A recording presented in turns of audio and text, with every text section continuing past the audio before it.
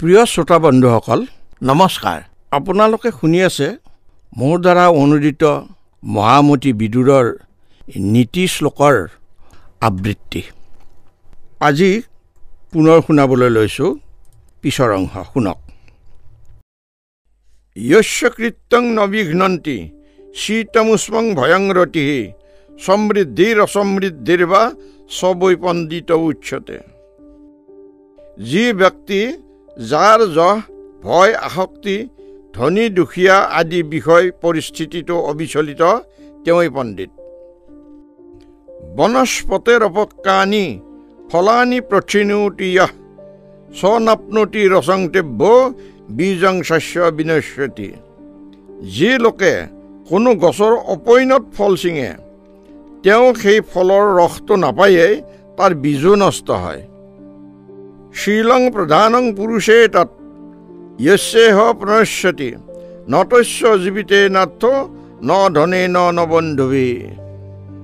স্বভাৱেই মানুহৰ মুখ্য গুণ যি ব্যক্তিৰ স্বভাৱ অৰ্থাৎ চৰিত্ৰ নষ্ট হৈ যায় তাৰ ধন বন্ধু আনকি জীয়াই থকাৰো একো অৰ্থ নাই শ্ৰুতং প্ৰজ্ঞানুগং যস্য প্ৰজ্ঞা চৈব শ্ৰুতানুগা অসম্ভিত্ৰায় মৰ্যাদা পণ্ডিতস্য লভেতস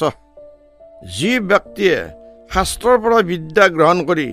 তদনুৰূপে নিজৰ বুদ্ধিৰ প্ৰয়োগ কৰে আৰু সৎলোকৰ মৰ্যাদা কেতিয়াও লংঘন নকৰে তেওঁ পণ্ডিত বুলি স্বীকৃতি পায় সদ্দোষা পুৰুষে নেহ হাতব্যা ভূতিমিচ্ছতা নিদ্ৰা তন্দ্ৰা ভয়ং ক্ৰোধম আলস্যম দীৰ্ঘসূত্ৰতা সম্পদ বা উন্নতিকামী লোকে নিদ্ৰা তন্দ্ৰা ভয় ক্ৰোধ এলাহ আৰু দীৰ্ঘসূত্ৰিতা অৰ্থাৎ সোনকালে হোৱা কামটোতো অধিক সময় লগোৱা কাৰ্য এই ছয়টা দোষ পৰিহাৰ কৰিব সদেৱতে গুণাহ পুংসা নহাতব্যা কদাচন সত্যম দানমনালস্যম অনসূয়া ক্ষমা ধৃতিঃ মানুহে ছয়টা গুণ কেতিয়াও পৰিহাৰ কৰিব নালাগে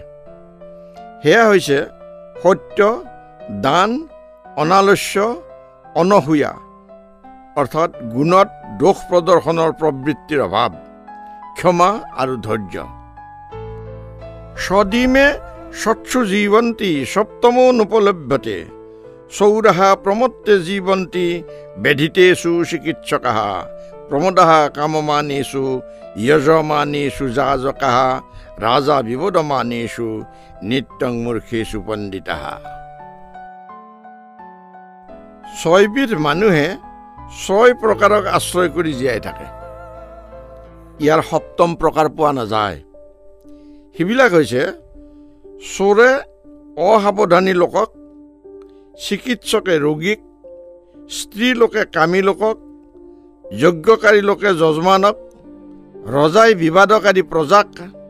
আৰু বিদ্বান লোকে মূৰ্খক আশ্ৰয় কৰে সদীমানি বিনশ্যন্তি মুহূৰ্তম অনবেক্ষণাৎ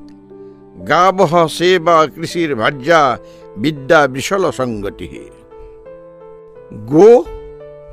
সেৱা অৰ্থাৎ ভৃত্য কৃষি স্ত্ৰী বিদ্যা আৰু নিশ্লোকৰ সংগ এই ছয়টা বিষয় অলপ সময় পৰ্যবেক্ষণ নকৰিলেই নষ্ট হয় প্ৰিয় শ্ৰোতা বন্ধুসকল আজিলৈ খণ্ডটি আমি ইমানতে সামৰণি মাৰিছোঁ এতিয়া আপোনালোকে অনুগ্ৰহ কৰি লাইক কৰক ছাবস্ক্ৰাইব কৰক আৰু শ্বেয়াৰ কৰি আপোনাৰ বন্ধু বান্ধৱ আত্মীয় লোককো জ্ঞানৰ অংশীদাৰ কৰক